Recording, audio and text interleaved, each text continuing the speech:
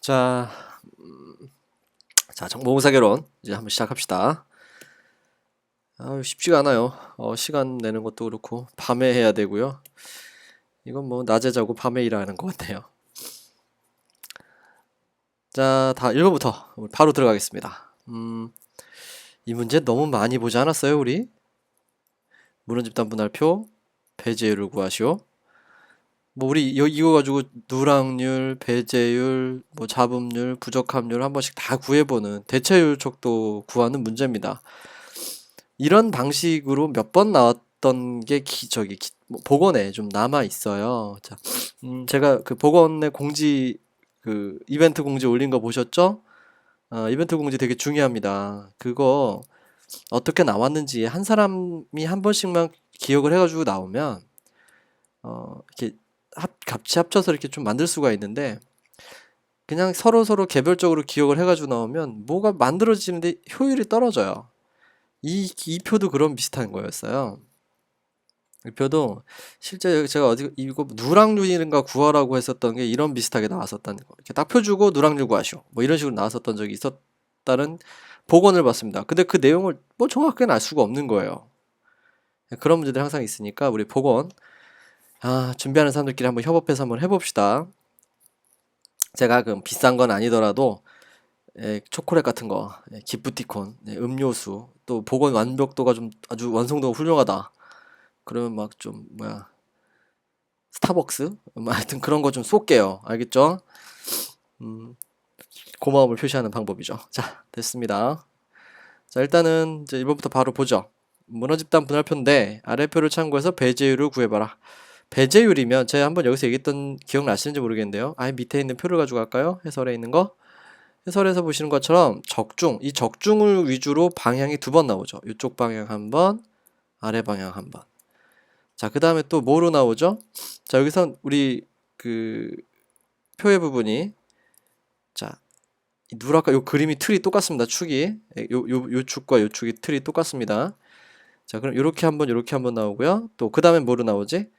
A를 가지고 중심으로 두 번, 잡음 가지고서 이렇게 한 번 나오죠. 자, C를 가지고서는 어느 쪽 방향으로 한 번, 요 앞으로 한 번, D를 가지고서는 요쪽으로 한 번, 이렇게 나옵니다. 이것들을 이해를 하면 되는 거예요. 방금 전에 제가 말씀드린 이 화살표의 방향이 뭘 의미하는지. 뭘 의미하는지 알면은 바로 해결을 할 수가 있는데, 자, 다시 더 정리하면은, 누락을 가지고 공식을 만들면, 그다음에 잡음을 가지고 공식을 만들면, 배제를 가지고 공식을 만들면, 이게 무슨 말이냐면, 자, 누락을 가지고 만드는 게 C가 분모 분자에 있다는 얘기예요. C가 분모 분자. 그러니까 누락률을 보면 C가 분모 분자에 있죠. 그죠? 그리고 방향은 이렇게 가는 거죠. 그러면 B를 가지고 잡음률을 구하면 B가 분모 분자에 있고요. 방향은 A 방향. 이렇게 하는 거죠. A 쪽. 다 A 분모에 A가 있잖아요. 그렇죠? 이렇게 방향으로 보셔도 됩니다. 자, 지금 구하는 건 배제율이니까요. 배제율은 뭐였어요? 앉아있는 애들 중에서 제대로 안 나온 아이의 비율이죠. 그러면 B 플러스 D분의 D가 되는 거죠. B 플러스 D분의 D. 자, 요게 배제율 공식이니까 그대로 적용해 봅니다. 30 더하기 20분의 20이 될 것이고 50분의 20이 될 테니까 40%구나. 이렇게 바로 확인할 수 있는 문제죠. 이거는 뭐 이제 많이 해서 연습이 충분히 되어 있어야 되는 거예요. 이런 거 실수하시면 정말 억울합니다. 실수하신 분들 분명히 있을 거예요. 매번 실수를 해요. 어떻게 해도 100% 이걸 다 맞출 수가 없어. 그래서 문제가로 계속 나오죠. 이건 어떻게 보면은 이건 모르겠지라고 내는 건 아니고 이건 실수하겠지라고 내는 문제 같아요. 자, 그래서 답은 2번입니다. 실수하시면 안 됩니다. 자, 다시 다음 넘어가죠. 자, 이번엔 메타데이터 유형과 그 예를 옳게 짝지은 항목을 모두 고른 것입니다. 이런 메타데이터 유형과 그 예제에 관련된 거 이거 미리 한번 보시면 제가 찾아보니까 이런 문제가 있었어요. 2013년도 국회 문제, 재작년 문제죠? 자, 어때요? 관리, 기술, 구조, 보존 이렇게 들어가 있죠? 자, 우리가 일반적으로 배우는 거는 이 관리, 기술, 구조 이 세 가지를 배우는데 보존 메타데이터도 들어간다라고 그러니까 최근 들어 그 중요성이 강조되었다는 식으로 들어가 있는 책이 있습니다. 이수환 교수님 책에 그렇게 되어 있어요. 그래서 보존이 추가되는 개념입니다. 자, 여기서 이 부분을 밑에 설명하고 한번 비교해 보세요. 아까 봤던 그 멘트들, 서명, 페이지, 목차, 챕터 파트 색인, 또 여기 소유권자, 저작권자, 날짜 배포 이런 거, 그 다음에 도서관 정보 시스템 정보전의 검색 식별 목적, 또 뭐 디지털 자원의 초처 다루고 진본 인증, 메타데이터 요소 모두 포괄한 메타데이터 이런 말들 있죠. 이거 잘 받으셔야 됩니다. 이 말이 이제 바로 여기 적용되거든요. 자, 모두 고른 것입니다. 고유식 필자, 물리적 속성, 서지적 속성 이걸 가지고 우리는 탐색과 우리 보통 기술적 메타데이터를 쓰는 이유가 뭐냐면 탐색과 식별을 위해서 쓰는 거예요. 탐색과 식별에서 관리적 메타데이터 말 그대로 관리하려고 쓰는 겁니다. 그래서 어떤 기술적인 요소들, 테크니컬이에요. 기술적인 부분들, 이건 테크닉. 그 다음에 뭐 실제 뭐 보존이라든가 또는 뭐 저작권 관리라든가 그런 거랑 관련된 거. 그런 요소들이 많이 들어가는 거죠. 구조적 메타데이터 아까 봤던 거죠. 목차, 페이지, 색인같이 구조를 알 수 있는 것. 얘네들은 그래서 가나 다는 모두 맞습니다. 근데 소유권자 저작 및 배포 권리 라이센스 정보 이거 왠지 어떤 느낌이 들어요? 얘네들은 무슨 용도로 주로 쓰일 것 같아요?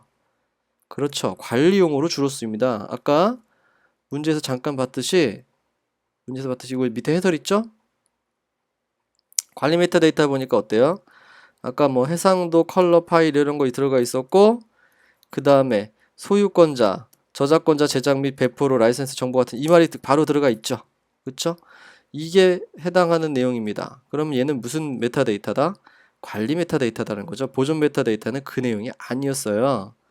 그러니까 답은 가나다 2번이 되고요. 보존 메타데이터는 다른 내용입니다. 요거는 먼저 제가 교재에 있는 내용을 넣어본 거고 교재에 있는 내용을 충실히 알았으면 보존이 들어갈 수 없다는 것도 알 수 있고 보기 지문 내에서도 라가 틀린 지문이 그 선택해놔야 할 때 가나다의 정확한 정의를 알게 되면은 답을 선택하는 건 어렵지 않게끔 구성을 해놓은 그런 문제입니다.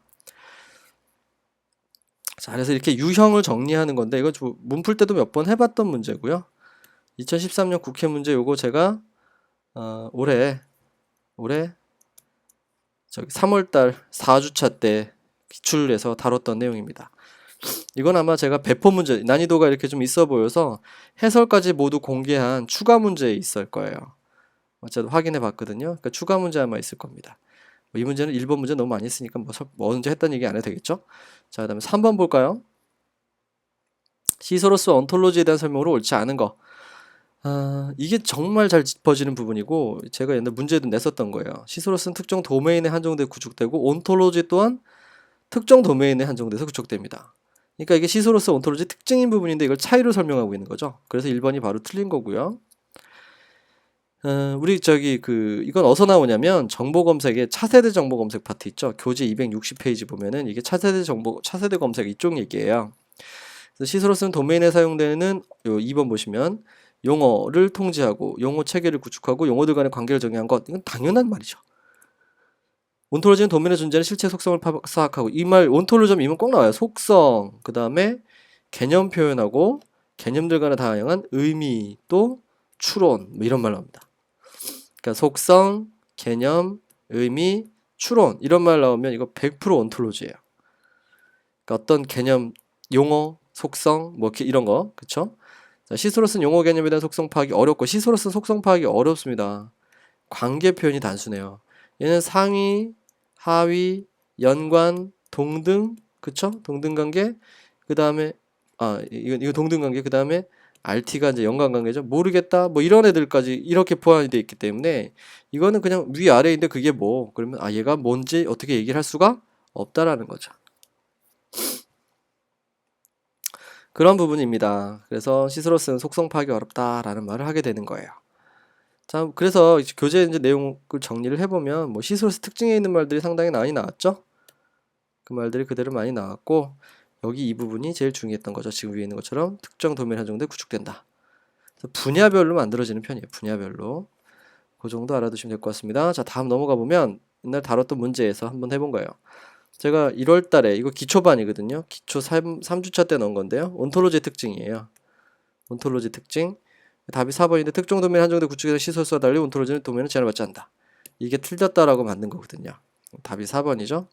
그러니까 특정 도면이 한정되는 구축되는 시소로스, 온톨로지도 마찬가지다. 뭐 이런 논리로 만들어졌던 문제입니다. 자, 됐고요. 다음 넘어가 봅시다. 4번.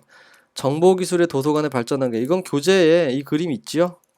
354페이지에 가면은 이 그림이 있습니다. 우리 유비쿼터스 도서관의 기본 키워드 기억나시나요? 참여, 공유, 개방. 이거 뭐의 키워드였죠? 그쵸? 웹 2.0. 웹 2.0의 참여, 공유, 개방이 키워드였죠. 그런 것처럼 유비쿼터스도 키워드가 있어요. 유비쿼터스도 키워드가 있는데 그게 바로 개인화 융합 진흥합니다. 특히 여기서 이제 주목하셔야 될 거는요. 유비쿼터스 환경이라고 하면 일단 모바일이어야 되고요. 모바일 환경에다가 센서. 최근에 이 센싱 기술 가지고 만들어진 게 이제 바로 뭔가요? IoT라고 하는 거죠. 인터넷 오브 띵스라고 하죠. IoT. 이게 이제 우리 그 버스 정류장 지날 때 보면은 몇 분 남았다 이렇게 알려주는 거. 그거 어떻게 기계가 알고 알려줄까요? 오, 지능적인데 라고 할 수 있죠. 지능화입니다. 자, 그러면 센서 기술은 무선 통신 기술하고 어떤 감지 기술하고 합쳐진 거겠죠. 결합된 겁니다. 무선 통신 기술과 무슨 기술? 센싱 인식 기술, 감지 기술이 융합되어 있죠. 5개입니다. 이렇게 융합되어서 누구가 편하게 해주나요? 개인이 편하게 해주죠. 이런 논리예요. 유비쿼터스 도서관은. 아시겠죠? 그 부분입니다. 그래서 이 표에서 나오는 키워드 부분. 물론 여기도 되게 중요한 것들이에요. 디지털 통합과 디지털화 뭐 이런 거 있죠. 되게 중요한 개념들이고 하니까 알아두시고 이거는 우리 각각의 뭐 웹 2.0의 키워드, 그 다음에 유비쿼터스 키워드 이런 것들로는 꼭 좀 알아두셨으면 좋겠습니다. 뭐 상식선에서의 문제라고 볼 수 있고요. 이건 뭐 트렌드라든가 툴도 되게 좋은 편이니까 이곳 표도 좀 잘 눈여겨 봐두시고요. 교재 354페이지 보면 나와 있습니다. 자, 다음 페이지 보죠. 이거는 정말 많이 나오는 것 같아요. 이 문제가 많이 나오는 게 아니라 이런 용어도 있죠. 디지털 워터마킹, 디지털 핑거프린팅 이 말 있죠. 답은 물론 4번인데 이거 저기 패션 모의고사에도 아마 거의 비슷한 지문으로 나왔을 거예요. 저도 보고 놀랐네요. 가끔 그럴 때가 있어요. 네, 가끔 문제 내는 사람들 생각이 비슷비슷할 때가 있어요. 디지털 콘텐츠 저작권 보호 기술에 대한 설명인데 기억에 들어갈 용어, 니은에 들어갈 용어. 기억에서 콘텐츠 내부에 소유권자나 판매권자의 정보가 삽입된 반면, 그러니까 소유권자와 판매권자의 정보, 그다음에 니은은 구매자 정보 삽입된다. 그래서 니은을 이용한 불법적으로 콘텐츠를 재분배하는 구매자가 누구인지 밝혀낼 수 있기 때문에 구매자로 하여금 불법적인 재분배를 방지할 수 있다. 자, 이건 우리가 맨날 정리해서 알고 있었던 워터마킹과 핑거프린팅의 부분이죠. 그게 제가 교재에서 요거 별표치라고 항상 얘기할 겁니다. 그게 이거죠. 디지털 워터마킹과의 차이점. 그래서 컨텐츠 내부에 판매권자의 정보가 들어간다, 구매자의 정보가 들어간다. 이게 이제 구별하기가 제일 좋은 방법이에요. 워터마킹은 판매자, 핑거프린팅은 구매자. 뭐 이런 이제 방식의 논리인데 위의 설명이 원래 좀 더 정확한 겁니다. 소유권자나 판매권자 이렇게 돼 있고요. 그다음에 이 구매자도 이런 개념이에요. 저작권에 대한 소유권은 이 판매권자가 가질 수 있죠. 그렇죠? 구매자는 어떤 구매의 소유권이죠. 그 물질적 소유권이죠. 그런 것들로 또 측면에서 소유권자라고 얘기를 할 수가 있습니다. 그래서 소유권자라는 이름이 들어갔을 때도 뭐 혼란하지는 좀 않으셨으면 좋겠고요. 자, 워터마킹 기술은 어떤 거였었죠? 워터마킹 기술은 어떤 그림이 있으면 이건 뭐 저기 기출 해설 때도 했던 거예요. 그림이 있으면 요 어딘가에 요쯤에 좌표나 이런 어떤 어딘가 알 수 없는 좌표에다가 회사만 아는 정보로 자기네들이 제작했다라고 하는 정보를 새겨놓는 거야. 나중에 이 그림을 다른 사람이 이 그림을 자기 거라고 소유권을 불법적으로 주장을 해도 여기 몇 번째가 보면 코드 뭐 있는데 우리 거라고 써져 있어 라고 얘기하게 되면 이 사람들이 소유권을 불법적으로 주장할 수 없겠죠. 그러니까 내가 몰래 워터마크를 심어놓은 거와 똑같다라고 하는 비유적 표현입니다. 이거 다 비유적 표현이에요. 핑거프린팅은요, 우리 시리얼 넘버라고 하는 거 있죠? 일련 번호, 시리얼 넘버, 그것들을 등록하는 시스템 같은 걸 갖다가 얘기를 할 수 있어요. 뭐 그런 정도로 알아주시면 될 것 같아요. 시리얼 넘버와 우리 누가 구매자의 정보가 연동이 돼야 되겠죠. 그죠? 그러니까 이것도 같은 기술 중에 하나로 들어간다 보시면 됩니다. 자, 포인트를 잘 잡아주시면 될 것 같아요. 이건 차이에 대한 포인트입니다. 넘어가도록 하고요. 자, 다음 페이지. 레틱. 레틱 모델에 대한 부분, 소음 발생. 소음 발생과 제거 과정을 얘기를 하는데, 소음 발생의 원인은 뭔가요? 항상 원인은. 소음 발생. 웃기는데 이 소음 발생의 원인이라고 얘기하는 것보다는 어떻게 보면 피드백의 원인 이렇게 얘기해야 되겠죠? 피드백의 원인이 소음이니까. 그러면 뭐가 계속되면은 이 소음이 제거되느냐? 피드백이 지속되면 제거된다. 이런 소리죠. 그래서 이용자가 사서에게 질문하고 사서가 이용자한테 정보원을 주면 이용자가 사서한테 다시 물어보고 또 사서는 이용자에게 면담할 때 물어볼 수 있죠. 이 그림 몇 번 봤던 거죠. 그래서 이런 회전, 순환 사이클, 피드백과 제공이 계속 반복되면은 이제 뭐가 된다? 소음 자체가 사라진다. 뭐 이렇게 보는 거죠. 자, 소음은 피드백을 일으키는 필수 요소로 방금 전에 설명드렸죠. 피드백의 요소다. 2번이 답인데요. 좀 이따 설명드리고요. 피드백이 계속되면 소음은 소멸된다. 방금 여기서도 봤어요. 제거하는 과정에선 이거 관련된 부분이 있다. 그 다음에 ZL이죠. 이용자 요구를 만족시켜줬을 경우 참고 과정을 종료하고 그렇지 못했을 땐 피드백은 계속된다. 맞죠?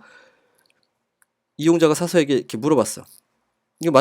그래서 다시 줬더니 그렇군요. 오케이. 그러면 이제 끝난다는 거죠. 그런 소리니까 별로 어려운 건 아니었고요. 자, 소음은 여러분 우리 이 노이즈는 무슨 노이즈라 그랬죠? 시멘틱 노이즈, 의미적 잡음이라고 말씀드렸어요. 의미적인 잡음입니다. 그럼 의미적 잡음은 서로 무엇 하는 과정에서 이용자와 사서의 커뮤니케이션을 하는 과정 내에서 나타나는 의미적인 잡음이거든요. 근데 여기서 대중매개 정보원에 검증되지 않은 정보원 입수, 이거에 대한 것이 소음이다. 그럼 여기서 대중매개 정보원과 사서 사이에 어떤 소음적인 부분의 표현이 있어야 돼요. 이 그림 내에서도. 근데 없단 말이야. 오케이. 어떤 그림인지 알겠어요? 대중매개 정보에 대한 부분은 소음이라고 보기는 힘든 부분인 거예요. 커뮤니케이션 사이에서. 그러니까 피드백이 이루어져야 되고 사서와 지금 대중매개 정보원은 피드백이 지금 없잖아요. 그죠? 그러니까 사서와 이 대중매개 정보원 사이에는 피드백이 없다 보니까 소음 자체에 대한 기본적인 피드백이 없다라는 건 뭘 얘기하는 거죠? 소음이 없다는 얘기야, 여기서는 소음이 없다는 얘기로 이해를 하셔야 되는 거죠. 그죠? 그런 부분이니까 답은 당연히 2번이 됩니다. 2번. 이거 옛날에 부산에서도 이 그림이 나왔다고 하니까 하는 걸 봐서는 이 69페이지에는 그림을 좀 잘 알아주셨으면 좋겠고요.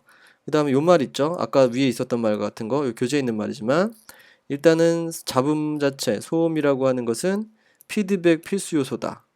그 다음에 무슨 잡음이다? 의미적 잡음이다. 시민텍 노이즈다. 그다음 이거 계속되면 소멸된다 라는 말도 했어요. 피드백이 지속적으로 반복되면 소멸된다. 그랬던 문제입니다. 그리고 이거 우리 4월 달에 한번 문풀에서도 이 비슷한 걸 한번 해봤죠. 레틱이 이제 만들었었는데 제가 여기다 많이 빈칸 많이 넣었었거든요. 요 자리에다 비워놓고 요게 노이즈다 뭐 이런 것도 했었고요. 그 다음에 여기에 각각 무엇인지 이용자고 A는 이용자, B는 사서, C는 정보원이죠. 대중매개 정보원. 그걸 가지고 얘기를 했었습니다. 그랬을 때 이 사이에는 뭐가 보이지 않아? 피드백과 같은 과정이 보이지 않는다. 단방향이라는 거예요. 그러니까 이 사람과 사람 사이는 상호작용성이 있는데 이 모델을 따랐을 때 여러분 생각을 적용하면 안 돼요. 여기다가 그래도 이거 보다가 아니면 사서가 딴 데다 꽂을 수 있지 않나요? 이러시지 마세요. 그냥 이 모델만 보고 생각하세요. 그러면 여러분들 이제 이거 아니다 싶으면은 여러분들이 이제 논문 써야죠. 그렇게 하는 거야. 그러니까 여기서는 이 모델에 대한 것으로만 생각하시면 됩니다. 그러니까 여기서는 단방향이에요. 피드백이 없어요. 그럼 여기는 지금 소음이라고 하는 게 환경 내는 존재하지만 여기선 과정 내 환경과 관련돼서 노이즈에 대한 필연성은 보이지 않는 부분이 있다라는 거죠. 그런 식으로 파악을 하는 거였고 여기서는 요거 있는 것만 잘 아는지 이런 식으로 물어봤던 문제입니다. 다음 넘어가죠. 아까 답은 제가 말씀드렸죠? 그죠, 그죠? 예, 2번이었었죠? 예, 뭐 답도 다 표시되어 있는데. 자, 이번엔 7번. 재밌는 문제입니다. 면당 기법은 이게 그 약방의 감초 같아요. 뭐 자주 나오기도 아주 자주 나오는 거는 아니지만 이게 안 나오나 싶으면 꼭 나와요. 이제 나올 때가 됐는데 싶으면 꼭 나오는 뭐 그런 문제입니다. 그리고 이거 뭐로 풀 수 있냐면 대부분 우리가 알고 있는 상식으로 풀기 딱 좋은 영역들이죠. 상식으로 풀 수 있는 영역입니다. 이런 문제가 몇 개씩 있어요. 정보봉사는 참 뭔가 그런 게 있는 것 같아. 애매한 부분이 얘는 넓어 넓기는. 근데 그냥 센스로도 풀 수 있는 게 있는 것 같아. 예, 그런 문제들이 좀 보여. 뭐 이런 게 있어요. 뒤에도 보면 나옵니다. 네, 그래서 이게 또 그런 면에 있어서는 얘가 또 좀 매력적인 과목이기도 하고 그렇습니다. 하여튼 재밌어요. 네, 저만 재밌으면 되죠. 예, 됐습니다. 또 인상 쓰지 말고. 자, 참고 면담 기법에 대한 설명으로 옳은 겁니다. 면담 기법. 자, 대화 상대방의 참 말 어렵게 쓴다는 게 뭐 너무너무 많이 느껴져. 상대방의 퍼스널리티에 자신의 이미지를 투영하는 것을 말한다. 참고 사서가 이용자의 행동이나 말에 대한 자신의 느낌을 일치시켜 공유하는 것, 즉 이용자의 입장이 되는 것. 이거 뭐에 대한 설명인가요? 감정이입이죠. 감정이입입니다. 감정이입에 대한 설명인데 그럼 이 감정이입에 대한 설명이 다른데 어떻게 되어 있는가? 이거에 대한 설명으로서 이제 직접 보는 거죠. 개념을 파악했으니까 그거에 대한 설명을 찾아내야 되겠죠. 참고 데스크에서 이용자가 스스로 탐색하다가 실패한 상황에 대해 이용자의 방어적인 태도 때문에 거북해 할 때 이용자 안심시키기 위해서 아유 얼마나 힘드시겠어요 이런 거 있죠. 마음 상하시겠다 이런 거. 그럴 때 써먹는 거예요 이거. 감정이 내가 그 사람이 불편함에 대한 부분을 얼마나 내가 스스로 느끼고 있는가 그거에 따라서 그 반응이 나오죠. 그냥 우리들 흔히들 얘기하나요? 병맛 같은 뭐 리액션? 뭐 이런 말 얘기를 하던데 병맛? 처음에 뭔 말인지 몰랐었는데 그 재밌는 표현이 돼요. 그리고 또 이런 말도 있죠. 아우 영혼 없다 이런 말 있죠. 영혼 없는 게 바로 그거예요. 감정이입이 안 돼 있다는 거지. 공감이 안 된다는 거야. 그거 되게 중요하단 말이야. 이 공감력이 되게 중요해요. 건조한 사람 정말 싫어요 저도. 자, 그 부분에 대한 설명입니다. 이거는. 자, 답 1번이에요. 그럼 나머지들이 뭔지 봅시다. 억양, 음색, 속도, 그리고 웃음이나 울음, 하품, 잠시 멈춤 등 같은 언어적 보조수단, 언어적 보조수단. 이거 의사 전달을 극대화시키는 거. 이거 뭐야, 이거? 의사 언어죠? 의사 언어. 이건 언어적 커뮤니케이션 기법도 아니고 비언어적 커뮤니케이션 기법이죠. 참고서서가 이용자의 질문이나 의도 내용을 정확하게 파악하지 못했을 때 이용자에게 질문 내용을 다시 확인하고 부연하는 거. 이거 재진술이죠. 다른 사람의 이야기를 듣고 말 속에 숨은 뜻을 정확하게 파악하는 거 이거는 경청이죠, 경청. 그러니까 이거는 다 알 수 있는 내용들이었습니다. 밑에 뭘 다 써놨으니까 참고로 받으시면 되고 교재 70페이지에 나오는 내용입니다. 이런 기법에 대한 문제들은 자주 다뤘던 것들이고요. 제가 이거 4월 달에 한번 풀었던 문제인데 요거는 이제 의사 언어가 있길래 비언어적 커뮤니케이션 관련돼서 한번 넣어봤었던 문제고 해설까지 다 있으니까 한 번씩 참고하시면 될 것 같습니다. 뭐 이런 식으로 문제가 있었다는 거예요. 문제 풀이했었으니까 연습이 이때 됐었을 거라는 거니까. 자, 8번 봅니다. 이것도 몇 번 했던 건데 이게 기초 수준 문제죠. 이런 것들은 기초 수준 문제입니다. 네, 시작점을 잘 잡으면 한 번에 풀 수 있거든요. 이거 한 번에 풀 수 있는데 지금 이거 출제하신 교수님은요. 정보는 알아야지 교육할 수 있지 뭐 이런 거 있잖아요. 그런 우리의 외우지 않은 사람들에 대한 상식을 노리고 낸 문제 같아요. 어떤 의미인지 알겠죠? 참고정보원에서 나올 만한 분들은 외울 건 외우고 이해할 건 이해한다인데요. 이해하고 넘어가도 충분하다 싶으면 안 외워도 되는 것들이 많아요. 근데 허점이 되기 쉬운 건 뭐냐면 외우지 않으면 100% 틀릴 것들이 이런 것들이에요. 이거는 처음에 교육 이론이니까 교육이 먼저 돼야지. 교육 그 다음에는 이제 정보 제공이 중요하다고 하니까 정보에 대한 이해를 해야 되겠지. 근데 이걸 가지고 찾아주는 게 더 중요해지니까 제공 능력이 중요하겠지. 뭐 이런 식으로 이제 해 나가야 되는 거거든요. 근데 그냥 우리 상식적으로 갔을 때는 어떻게 생각할 수 있어요? 정보는 알아야 교육을 하지. 이렇게 넘어가는 거 아니야? 뭐 이렇게 생각하면 아주 어려워진다는 거죠. 정보는 알아야지 제공을 해주지. 뭐 이렇게 넘어가는 거 아니야? 이렇게 생각하면 또 피곤해지는 거죠. 아니면 여기 다가 마지막에 나와 있는 거 보니까 어때요? 요즘에 리터러시가 중요하니까 뒤로 빼야 되는 거 아니야? 이렇게 생각하면 그냥 끝나는 겁니다. 책에 나와 있는 대로 보셔야 되는 거예요. 알겠죠? 자, 그래서 답이 2번입니다. 이거는 뭐 교재 22페이지. 비교적 앞에 있는 거예요. 이런 거는 틀리시면 큰일 나죠. 그래서 이런 역할들이 있어 왔다. 자료에 대한 거, 제공 능력, 좀 더 서비스 설계라든가 이런 정보, 이런 기술 도구에 대한 능력들, 이런 것들이 있어야 된다. 라고 이미 배웠던 겁니다. 문제는 몇 번 많이 다뤘던 거니까 이건 넘어가도록 할게요. 자, 그 다음 9번 볼까요? 이용자가 한 편의 논문을 가지고 사서에게 찾아와 관련 논문을 더 찾고 싶다 한다.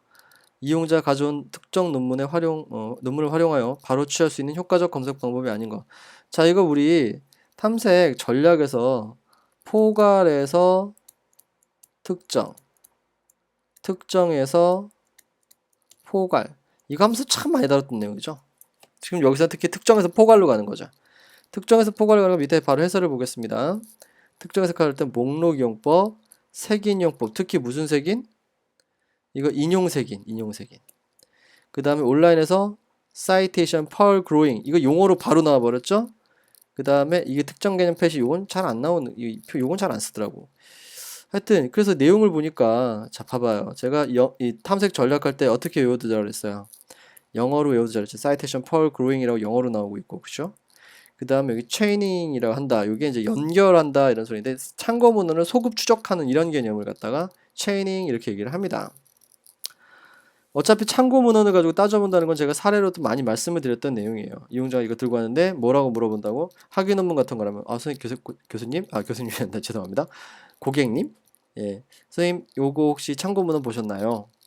이걸 가지고 일단 1차 추적을 하시고 제가 좀 더 알아보겠습니다. 뭐 이런 얘기를 할 수 있잖아요. 목록을 보고 이쪽 서가 쪽에 가보시면은 관련된 서적이 있을 것입니다. 이렇게 얘기를 할 수 있는 부분이라 그랬었죠. 그래서 이건 100% 맞고요. 그 다음에 인용문 확장도 100% 맞고, 이건 아까 얘기 나왔던 인용색이니까 이것도 100% 맞습니다. 그래서 4번이 틀린 거예요. 목차를 브라우징 하면서 찾는다. 기법 내에 들어가 있지 않죠. 그리고 이거는 뭐 포괄해서 특정이라고 할 수 있을까? 글쎄요. 지금 전후 맥락이 조금 잘려 있는 편이라서, 네, 학술 잡지, 이건 조금 뭔가 이렇게 지금 특정해서 포괄로 가는 데는 맞지 않아요. 실린 학술 잡지에 목차를 본다. 이거는 목차를 브라우징한다.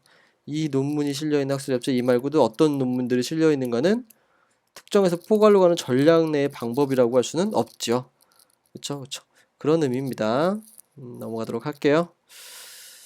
그래서 제가 한번 옛날에 놨던 문제 찾아봤어요. 이 비슷한 거 낸 거 없나 봤더니 2010년도 서울시 보건보안 문제 3월 달에 첫째 주에 한번 했었던 거에 관련된 문제를 넣었어요. 특정에서 포괄로 가는, 이게 잘 나와요. 포괄에서 특정은 잘 안 나와.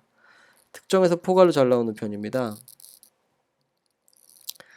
그래서 4번 같은 경우가 여기서 이제 아닌 걸로 나왔는데, 이거 한번 풀어보시면 뭐 어렵진 않겠죠? 보면은 이미 알고 있는 자료를 도서관 목록을 이용해서 분류기호나 주제명을 알아내서 재탐색하는 거. 처음에 인용 정보는 접근점이고, 탐색은 검색된 단위, 레코드의 디스크립터 이런 걸 선택해서 확대해간다. 그 다음에 고도의 전문 용어나 고유명사 같은 이런 것들을 어휘 접근을 해서 확대시켜 나간다. 자, 이런 것도 인용 문학장에서도 이렇게 자주 사용되는 방법입니다. 근데 다수의 문헌군에 특정 조건을 부여해서 줄여나간다. 이게 100% 틀린 말이죠. 얘는 이제 특정해서 포괄이니까 늘려나가야 되잖아. 근데 얘는 왜 줄여나가? 이게 맞지 않는 거죠. 그런 방식의 문제입니다. 다음 넘어가겠습니다. 자, 10번 볼게요. 참고사서가 조사 과정을 통해 얻어진 해답을 제공할 때 그 정보의 유용성에 관한 최종적인 평가가 이루어지는 것을 무엇이라 하는가? 최종적 평가가 키워드입니다. 여기서 최종평가. 자, 보세요. 재현율 평가, 정도율. 이 정도율의 도자는 우리가 뭐라고 읽는 거냐면 정확률이라고 읽는 거랑 같은 표현이에요. 그러니까 많이 헷갈리면 안 됩니다. 정도율은 뭐랑 같다? 정확률과 같은 것이다예요. 자, 이 둘의 특징이 있습니다. 이 둘의 특징은 뭐냐면 얘는 둘은 시스템 평가예요. 그러니까 정보 검색에서 어떤 뭐 크랜필드 시스템, 뭐 또는 스마트 시스템, 뭐 텍스 뭐 이런 애들의 그런 시스템. 야, 우리가 이번에 이거 개발했는데 얘 성능이 어떤 것 같아? 재현율 얼마, 정확률 얼마? 괜찮네. 이렇게 얘기할 수 있다. 예, 그 시스템을 평가할 때 하는 것이지, 이건 서비스에 대한 최종 평가거든요. 서비스 최종 평가. 그러니까 시스템에 대한 평가가 최종 평가에 들어갈 수는 없잖아요. 시스템을 거쳐서 크롬의 참고 과정 모델 생각나시죠?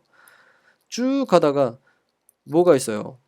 탐색 메커니즘 통해서 쭉 검색하고 여기서 출력 결과 봤더니 안 되겠으니까 저 질문 분석 단계로 다시 돌아가고 다시 줬더니만 또 어디로 들어가요? 밑으로 내려가면 이용자 요구 단계로 다시 돌아가는 이 피드백의 과정을 갖다 거치게 되면서 나왔었던 내용입니다. 그럼 안쪽으로 돌면 연관성이지만 바깥으로 돌면 뭐죠? 적합성이죠. 최종적 평가, 조사의 참된 성공 이런 얘기가 여기서 나오죠. 조사의 참된 성공을 지칭하는 용어. 그러니까 이게 마지막 게 이거라는 거예요. 적합성 평가. 70에서 76페이지를 보시면 뭐 쉽게 풀어 나가실 수 있는 문제입니다. 자, 다음 문제 보겠습니다. 11번. 다음 두 가지 이유로 인하여 필요한 정보 서비스 이론은 어느 것인가? 정보 서비스 이론이네요. 이론 문제 나오면 우리 적중률 상당히 높게 나타나던데 따져봤더니 역시 아니나 다를까 완전 쉬운 문제입니다. 정보화사에서 정보 활용 방법을 습득하는 요구는 과거에 비해 강해진다. 정보 활용 방법이죠. 자, 우리가 봤던 정보 서비스 이론은 몇 개나 됐나요? 교육, 자유, 중도 이거죠. 정보 관리 이론이란 말이 아예 없어요. 그죠? 아예 없습니다. 그럼 정보 관리는 어디서 나와요? 교육 유형에서 나오죠. 교육 유형. 교육 유형에서 OT, 도서관 이용 교육, 그 다음에 서지 교육, 그 다음에 정보 관리 교육 이렇게 나왔었던 그때 있던 그 말이야 이거. 신경 쓰지 마시고. 새로운 전자매체 출현 정보량 입수 채널이 확대되고 다양해졌다. 그러니까 여기서 키워드는 정보 활용 방법이거든요. 그러니까 이렇게 된 상황 안에서는 뭐가 필요해요? 교육이 필요한 거지. 근데 옛날과 똑같은 교육이야? 아니죠. 요즘 현대적인 리터러시 교육이죠. 리터러시에 대한 얘기를 하고 싶은 겁니다. 그래서 교육이론 2번이 들어가는 거고요. 제가 이렇게 한번 뽑아봤더니만 14에서 15페이지랑 49페이지 49페이지는 이제 리터러시 개론이니까 넣어봤고요. 그 다음에 이 진보적 이론과 참고적 이론 때문에 교육 이론이 빛을 잃는 듯 했지만 정보 사회가 정착되고 나서 이제는 조금 더 새로운 관점에서 필인 수정이 재인식되고 있다. 그러니까 이게 보수 이론의 그러니까 교육 이론의 재인식의 관점인 거죠. 그래서 저 가끔 수업 때 이런 얘기 하잖아요. 이거 신보수주의 같아 이런 얘기 했었잖아요. 예, 그래서 교육이 이런 것이고 우리 물론 도서관엔 참 애매한 부분 두 가지가 있다고 제가 본질적인 기능 두 가지를 항상 얘기했었어요. 하나는 교육이고 하나는 정보 제공이고 그래서 정보 제공과 교육 이 두 가지 관점에서 항상 나왔었습니다. 상담은 이제 넣을 때 들어갈 때도 있고 안 들어갈 때도 있지만 이 둘은 어디에나 똑같이 나타난다는 거죠. 예, 그런 것들이 핵심이었고 특히 여기서 교육이라고 하는 과정 어떻게 보면 그런 것 같지 않아요? 이론도 보니까 교육이 보수 이론이고요. 정보 제공이 진보 이론이고 요 중간에 이제 중도 이론 같은 게 끼어 있긴 하지만 어차피 이 둘 사이에 입장 차이에 대한 싸움이다. 태도에 대한 싸움이죠. 이용자에 대한 태도. 그런 관점이라고 보시면 될 것 같고 이제는 균형을 찾아가는 게 아닌가 뭐 이런 생각도 들고요. 아니면 정보 제공력이 좀 도서관 힘이 약해지니까 교육기능으로 몰리고 있지 않나 뭐 이런 생각도 좀 들긴 합니다. 하여튼 뭐 참고하시면 될 것 같고요. 넘어갈게요. 자, 이번에는 12번인데 11번 이제 봤죠? 12번이죠. CDRS에 대한 설명이네요. CDRS. 각 도서관 장점에 속하지 않는 것이네요. CDRS에도 살짝 착각하면 안 되는 부분. 어떤 건 개념인지 알고 하면은 뭐 쉽게 대부분 내용은 이해할 수 있는데 이거 진짜 이런가? 이런 생각이 들만한 것들. 그런 게 시험에 나옵니다. 각 도서관 정보 전문가의 전문성과 능력을 최대한 활용할 수 있다. 제가 이거 얘기할 때 항상 하는 말이 인적 또 물적 그 다음에 이것은 모두 다 자원이죠. 인적 물적 자원에 뭐가 중요하다? 최대 활용해라. 일정 물적 자원의 최대 활용 이거 말씀드렸었던 거죠. 그러니까 각 도서관 정보 전문가의 전문성과 능력을 최대한 활용하시다. 이거는 무슨 활용이야? 인적 활용이죠. 참고자를 최대한 활용할 수 있으며 국내외 네트워크를 형성할 수 있다. 물적 자원의 활용이죠. 기술 방식이 표준화됐기 때문에 참고 담당 사서부가 경감되는 과다. 이게 틀렸죠.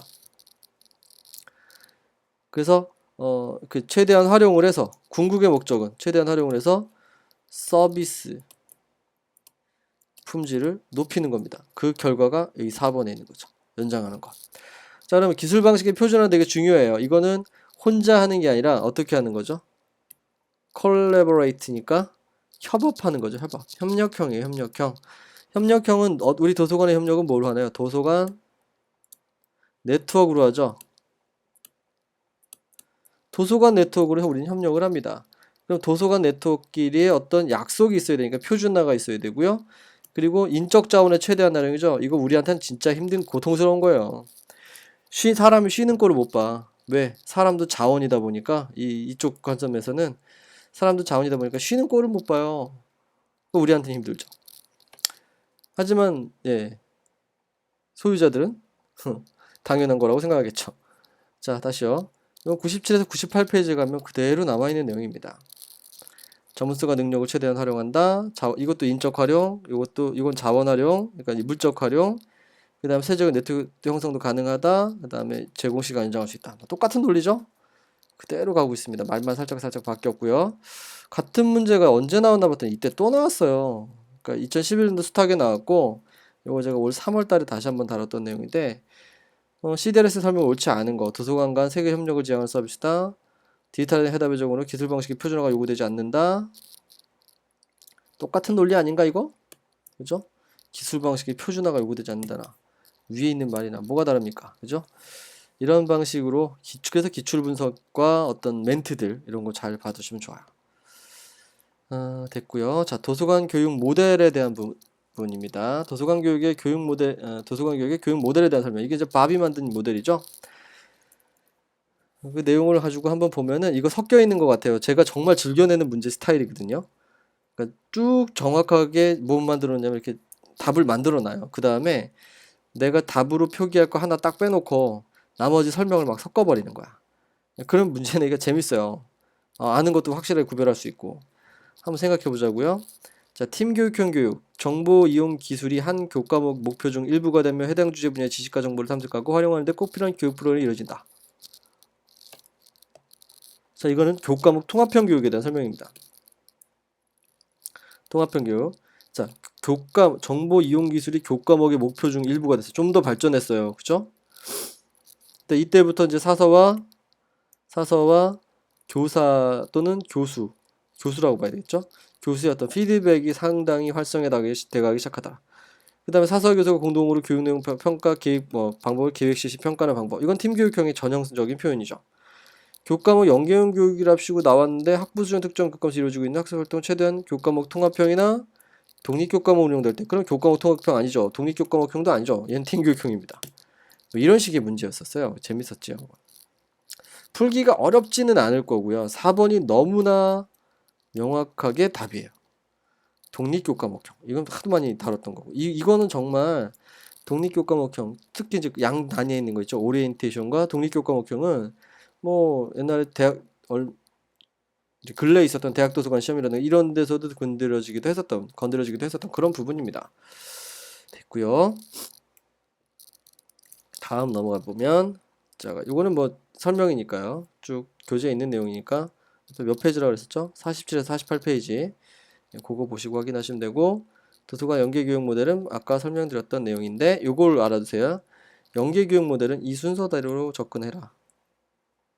최근에 이 임용시험에 요 순서를 그래서 이제 빈칸 쳐가지고 이 중에 요쯤 돼서 점점 이렇게 발전해 나가는데 오리엔테이션 있고 연계형이 있고 여기 뭐가 들어가고 그 다음 뭐가 들어가게 뭐 이런 식으로 물어봤던 적이 있어요.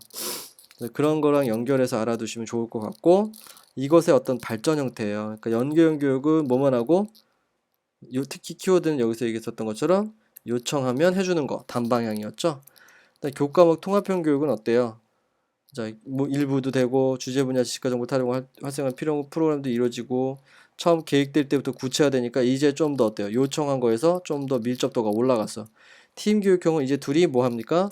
계획, 시행, 평가를 같이 하는 거예요. 그러니까 여기서도 보면은 계획 단계부터 구체화돼서 시행과 평가에 대한 부분을 같이 다루고 있긴 있어. 근데 밀접한 정도는 팀 교육, 팀이라 하기 정도까지는 좀 덜하고 여기부터는 팀이라 할 만하다 정도의 얘기예요. 그 다음에 독립교과목형은 이제 완전한 팀이고 누가 끼어들어갔다? 경영진이 끼어들어갔다. 그래서 여기서 나오는 게 경영진의 참여죠. 그런 식의 개념으로 보시면 됩니다. 요걸 갖다가 3월 달에 1주차 때 있었던 문제하고 잠깐 같은 내용이라서 한번 집어와 봤어요. 그래서 정보 이용 기술이 한 교과목의 목표가 일부가 되고, 이거 잘 많이 쓰는 거죠. 탐색하고 활용하는데 꼭 필요한 프로그램 이루어주고 주로 대학원생 이상 이용자가 대상화하는 거 교과목 통합형 교육입니다. 자, 그런 개념 알아두시고요. 다음 넘어가죠. 14번입니다. 이거 교재는 없어요. 이 말 교재는 없는데 제가 이걸 넣을까? 교재 개정할 때 이거 봤던 기억이 너무 나요. 망설였었거든요. 뭐 짧게라도 넣을까 말까 막 고민했었는데 이렇게 줄이면 되는 걸 그랬다라는 생각이 문득 들긴 듭니다. 이게요, 박준식 교수님 책에, 이거 물론 상상으로 풀 수 있어요. 상식으로 풀 수 있어요. 센스로. 한번 생각해 볼까? 정보 서비스 평가할 때 접근 요소 되게 중요하겠죠. 어떻게 이용자가 접근할 수 있는가. 또 관심 요소, 이용자가 눈을 마주치는가? 관심을 우리가 표현하는가? 뭐 이런 얘기인가 본데. 그렇죠? 전략적 요소, 협력자로서 품위를 유지하는 거. 이게 좀 이상하지 않아요? 품위 유지? 그다음에 전략적 요소, 물론 계획성이나 이런 건 있다고 칠만 한데 품위 유지라는 말 좀 애매한데, 이런 느낌이 들 수 있으면 전략과 품위라는 게 연관성이 있냐 이거죠. 협력자로서의 품위라고 하는 게 전략적 요소와 연관성이 있냐, 이걸 판단하면 분명 3번은 아닌 것 같아. 근데 우리 생각을 어떻게 하냐면, 모르는 분야인 것 같으니 불안해. 그러다 보면 이제 이걸 이제 처음 생각하고 그다음부터 막 이제 흩어지기 시작합니다.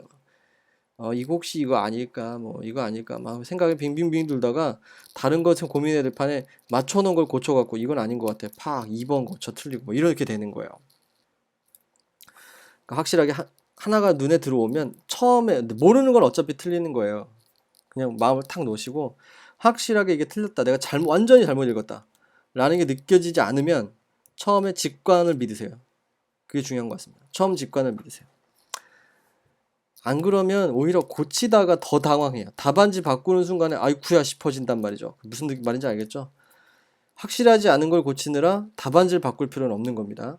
자, 다시 돌아갈게요. 자, 이렇게 답은 일단 이런 식으로 유추해낼 수는 있어요. 그래서 이게 정보분사론이 왠지 좀 이건 아닌 것 같은데 싶었던 것으로 풀 수 있는 그런 과목이라는 거. 모르면, 수학은 그런 게 가능한가요?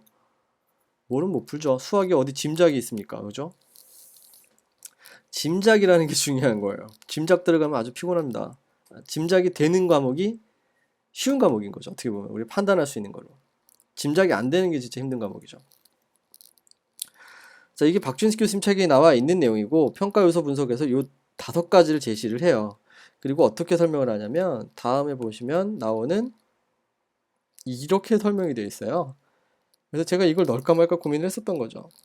그러니까 접근성 이렇게 설명해서 이용자 눈을 마주치는 거 뭐 이런 거 나오니까 이건 좀 그런데 이런 생각이 드는 거죠. 그래서 제가 요거는 뺐었는데, 이 부분에 이 질문들 뭐 하는가 있지, 이거 아까 눈을 마주치는 거 이거 나왔잖아요, 그렇죠? 그런 거 하나씩이 살살살살 끼어 들어가 있었던 거예요. 그래서 보면 처음 질문하기, 질문 듣기 뭐 이런 것도 있었고, 그 다음에 탐색도 있었어요. 탐색도 있었고, 그 다음에 추적도 있었습니다. 그러니까 우리 앞에서 이미 봤던 내용의 것들이 이미 어디에 질문 안에 이런 기준으로 질문을 했었던 그런 부분이 있었던 거죠, 다른 책에. 판단해 볼까 쭉 내용들 읽어보시면 이런 식의 내용을 추적이라 표현하는구나 정도로 파악하고 넘어가도 될 것 같아요. 교재에 이렇게 자세하게 제가 넣어놓지는 않았던 걸로 기억을 합니다. 찾아보면 혹시 있을까 모르겠네요. 되게 단순하게 들어가 있을 거예요. 들어가 있다 해도 묻혀 있을 겁니다, 아마. 자, 15번 보겠습니다. 이용자 교육 방법 가운데 강의식, 이거 정말 쉬운 교육 방법 아닌가요? 강의식 교육의 장점. 자, 학습자 교육자 간에 이건 뭐 외우는 것도 아니잖아. 상식으로 풀 수 있잖아. 교육자 간 피드백 가능하지요. 피드백 가능합니다. 와서 직접 물어보면 되니까요. 다른 교육법과 수단들 병행할 수 있어서 저도 수업 시간에 가끔 동영상 틀어드리고 합니다. 그게 이 경제적이고 융통성 있다는 표현이 바로, 경제는 항상 시간과 비용이에요. 시간과 비용. 단시간 내에 이론적인 내용을 많이 설명을 할 수 있고, 저도 지금 강의하고 있잖아요. 이런 개념이고, 융통성도 있습니다. 힘들면 잠깐 쉬었다 할 수도 있어요. 답이 3번이죠. 교육진도 조절. 이거는 무슨 교육에서 나오는 거죠? 나와 있죠? CAI 교육에서나 등장했었던 그겁니다. 그리고 요거 교재에 나와 있는 멘트들 그대로 다 들어가 있는 부분이고요. 이거를 제가 옛날 다뤘던 문제처럼 2월 달에 4주차. 강의식이나 이런 건 자주 가끔 이렇게 다룬 내용입니다. 거기서 보면은 뭐 견학이 선행되면 효과적이다 뭐 이런 말 이제 틀린 것이니까요. 강의 후 견학이 좋거든요. 그래서 뭐 다른 잠깐 말씀드리면 강의는 나머지 모든 방법의 중심이에요. 그러니까 CAI가 나와도 강의의 보조도구로 CAI 쓰는 거고요. 견학은 견학하고 와서 강의하는 게 아니라 강의하고 나가서 견학하는 겁니다. 뭐 이런 관점으로도 종종 보이는 부분이에요. 아시겠죠? 자, 다뤘던 내용이니까 뭐 보시면 되고요. 다음 넘어갑니다. 참고 면담 시 활용되는 중립형 질문의 장점이 아닌 거. 중립형 질문. 이거는 교재 없어요. 새로 제가 개정된 책이 번역된 책이죠. 밥 책이 밥 앤 스미스 책이라고 하는 게 우리 박준 선생님 책의 어떤 기본 뼈대가 된 책이라고 볼 수 있는데요. 그 책이 번역이 되어 나왔고 읽다 보니까 이렇게 큰 문제는 없을 것 같아서 큰 차이가 많이 느껴지진 않았거든요. 근데 이 문제는 조금 디테일해서 나왔어요. 그 책에서 제가 그 출처를 찾을 수가 있었거든요. 출처를 찾을 수 있었는데 재밌는 게 우리가 교재에서 우리가 봤던 부분이 뭐냐면 더빈이 얘기했던 주장 중에 중립형 질문이 중요하다라고 얘기했었던 부분이 있었습니다. 중립형 질문은 이제 조건부 개방형 질문 이렇게도 얘기하는 거였죠. 참고 면담 초기에 사소가 초기에 진행하는 거 맞고요. 이용자의 방식으로 질문을 보도록 이용자의 방식으로 질문을 보도록 돕는데 가장 효과적이다. 참고 면담의 뒷부분에서 사소가 유용하다고 판단한 자료를 이용자가 적합한 것으로 여기지 않을 때 또한 사용될 수 있다. 뭐 이런 식의 장점들을 가지고 있는 겁니다. 일반적으로 중립형 질문은 사서의 경험, 편견 또는 이용자와의 과거사에 기초하여 사서가 이용자 요구에 대해 너무 일찍 부정확한 결론에 도달하는 것을 피하도록 돕는다. 그래가지고 단정하게도 하지 않고 계속 이렇다면 이런 건가요? 이렇다면 이런 건가요? 여기서 요것은 뭐 이런 건가요? 뭐 이런 식의 질문들 있죠. 그런 것들이 이용자의 어떤 시각이라든가 또는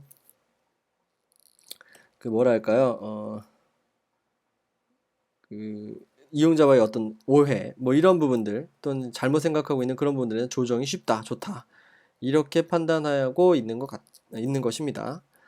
답은 1번인데요. 사서가 유용하다고 판단한 자료를 이용자가 적합하다고 판단하지 않았을 때 활용하기에 좋다지 활용하기에는 적절치 않다. 이게 솔직히 이거 말이 안 되잖아요. 장점인데 이게 장점인가? 이 문제 되게 좀 그렇지 않아요? 저도 이런 식의 오류가 가끔 나올 때가 있거든요. 이거 내가 안 낸 거 맞지? 그죠? 생각해봐봐. 사서가 유용하다고 판단한 자를 이용자가 적합하다고 판단하지 않을 때 활용하기엔 적절하지 않다. 이거 장점이야, 단점이야? 이거 단점 아닌가요? 그래도 풀 수 있는 문제 같은데요. 그죠? 나머지는 도움을 준다, 좋다. 돕는다, 좋다. 할 수 있다, 좋다. 이거잖아요. 좋다, 좋다인데 얘만 아니다 하잖아. 그렇게 해서도 풀 수 있는 부분이네요. 재밌죠? 사서로 하여금 정보유가 발생한 상황을 이해하는 데 도움이 줍니다. 좀 더 이게 어떻게 보면은 중립형 질문하면서 이렇게 조금 더 피드백이 활성화될 수 있을 것 같아요. 그렇다면 이건가요? 그렇다면 이건가요? 뭐 이런 식의 개념이죠. 사서가 자신의 경험을 바탕으로 이용자 요구에 대해 너무 일찍 부정확한 결론에 도달하는 걸 피하도록 돕고 아까 봤던 말들이죠. 적합한 질문이 이용자의 기분을 상하게 할 때 사용할 수 있다. 자, 그 말들이었던 것. 이 멘트들이 그대로 많이 들어가 있습니다. 참고하시면 될 것 같아요. 자, 다음 넘어가겠습니다. 자, 그 다음에 이거 참 많이 보는 거죠? 다음 중 2차 자료에 속하지 않는 거. 더 하기 맨날 해서 귀찮습니다, 아주. 자, 2차 자료와 2차 참고 자료. 그것도 헷갈리시면 안 된다 그랬었고. 자, 이거를 총정리를 해서 자, 어지간한 책들에 나와 있는 자료들 정리해서 이걸 만들었죠. 교재 부록에 있는 걸 다시 가지고 왔습니다. 다시 가지고 왔고요. 보시면 여기 있죠. 연속과 맹물. 그래서 얘는 1차 자료예요. 그리고 뭐의 관점에서 보면 참고정보원이라는 관점에서 보면 1차 참고정보원인 겁니다. 됐고 초록 서지 목록은 모두 다 2차에 다 들어갑니다. 뭐 어딜 봐도 다 2차죠. 네, 그 부분이죠. 이런 문제는 종종 나왔고요. 5월달, 3월달에 했던 기출 보건에서도 또 다뤄졌던 부분이에요. 그래서 이 2차 정보, 이것도 물어본 게 2차 정보원이죠. 그때 막 질문이 있었던 게 연속과 뇌물, 이걸 보면서 학생들이 이거 2차 참고 정보는 이건 1차 아닌가요? 1차 참고 정보는 아닌가요? 뭐 이렇게 많이 물어봤어요. 2차 정보원이면 왜 연속과 뇌물이 뭐 안 되나요? 되나요? 뭐 이런 말 참 많이 들어갔었거든요. 그 자체가 중요한 건 아니었었습니다. 2차 정보원을 물어봤는지, 2차 참고 정보원을 물어봤는지, 그런 문제들 가끔 보였죠? 네, 꼭 알아두셔야 됩니다. 2차 정보에 해당하는 거라면 연속과 뇌물 아까 1차였죠. 100%. 자, 데이터집, 편람. 확인 넣으면 안 되죠? 목록, 명감. 출판 전 배포 기사 자체가 저거죠? 자, 출판 전 배포 기사 자체가 1차 자료죠? 원 자료, 로 데이터 그거니까. 자, 그 다음에 리뷰 논문, 초록, 회의 자료, 특허 정보 아니죠. 총 6개. 4번이 됩니다. 자, 여기서 좀 색다른 거 있죠. 데이터집, 편람, 리뷰 논문, 명감? 그걸 보면 여기 다 있어요. 여기 보면 정보원 단행본 레터지, 이 레터라는 것도 헷갈릴 수 있죠. 출판 전 배포 기사도 들어가 있죠. 그 다음 회의 자료도 보였었죠. 그 다음에 연속 관행물도 아까 나왔었죠. 여기 데이터집 보이죠? 데이터집 보이죠? 리뷰 논문도 여기 있네요. 그죠? 리뷰 논문도 여기 있고요. 명감이 있고요. 편람이 있고요. 연감 뭐 이런 거 있지. 그런 애들 여기 다 보입니다. 그래서 이 책, 교수님들 책 있잖아요. 한상원 선생님, 곽동철, 뭐 도엽 책이나 박준 쌤 책이나 다 사례로 들고 있는 정보원의 종류가 다 달라요. 조금씩 차이가 있습니다.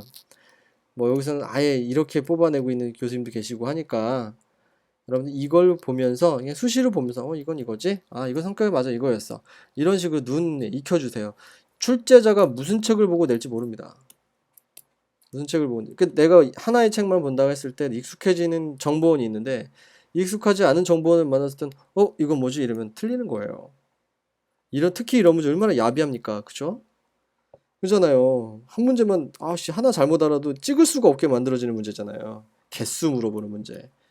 옛날에 제가 학부 때 잘못 내가지고 학부생들한테서 엄청나게 원망을 들었던 하여튼 그런 스타일의 문제죠. 됐습니다. 그만할게요. 자, 다음 넘어가죠. 자, 18번 보겠습니다. 비공식 정보원에 대한 설명 중 옳지 않은 것. 이용자가 바로 이 비공식 정보는 제가 교재에는 안 넣어놨는데 문제 풀이 때 꼭 다루는 이 단골 손님이거든요. 이거 재밌어요. 문제 내기가. 한상원 이숙해서 책에서 문제 내기 딱 좋은 부분이에요. 딱 사지선다용으로 나오기 좋게 생겼어요. 자, 한번 볼까요? 이용자가 바로 사용할 수 있도록 미리 정제된 정보를 제공받을 수 있고 공식적인 채널로 유통시키기 민감하거나 사적인 정보를 교환할 수 있어 세부적인 구체적인 정보를 얻을 수 있고 비공식 정보는 뭐를 신뢰성, 객관성을 입증할 수 있다. 자, 공식적이지 않은데 이런 게 있을까요? 뭐 물론 그런 내용이죠. 연구자들 간의 대화를 통해 연구 주제와 방법 및 연구 단계에 대한 정보들 중 필요한 정보를 직접 선택할 수 있다. 맞는 말입니다. 이걸 갖다가 뭔가 한마디로 표현할 수 있는 방법이 없을까라는 생각을 하시면 돼요. 그게 바로 여기 있는 것들이죠. 이게 제가 2월 달에 다뤘던 문제풀이에 넣었고요. 요 비슷한 문제들은 몇 번 더 뒤에 쭉 지속되기도 했었습니다. 몇 번 더 넣어놓기도 했었어요. 후에서 이제 나오긴 했는데 이 네 가지 특징 있죠. 이건 이제 암기하시면 되는 거예요. 이거. 그래서 속보성, 빨리 이거 출판 과정이 없으니까 빨리 나온다. 선별성, 이거 이미 연구자들이 한번 본 거에 대한 거고 내가 필요 정보만 직접 택할 수 있어. 또 이용자들이 사용할 수 있도록 미리 정제된 정보를 만든다. 이게 유용성이라는 게 야, 네가 읽어봤더니 이거 괜찮은 놈은 뭐야? 뭐 이런 거예요. 내가 직접 읽지 않아도 다른 사람이 미리 읽어보고 추천을 받을 수 있다는 것도 비공식적 정보잖아요. 그런 논리입니다. 구체성, 뭐 공식적 채널을 유통시키기 민감하거나 사적인 의견을 교환할 수 있어 세부적이고 구체적인 정보를 얻을 수 있다. 이게 구체성이다. 그러면은 위에 있는 걸 요런 걸로 해서 제가 2월달 2주차째 만들었었고 요거 가지고 한번 정리를 해볼 수가 있죠.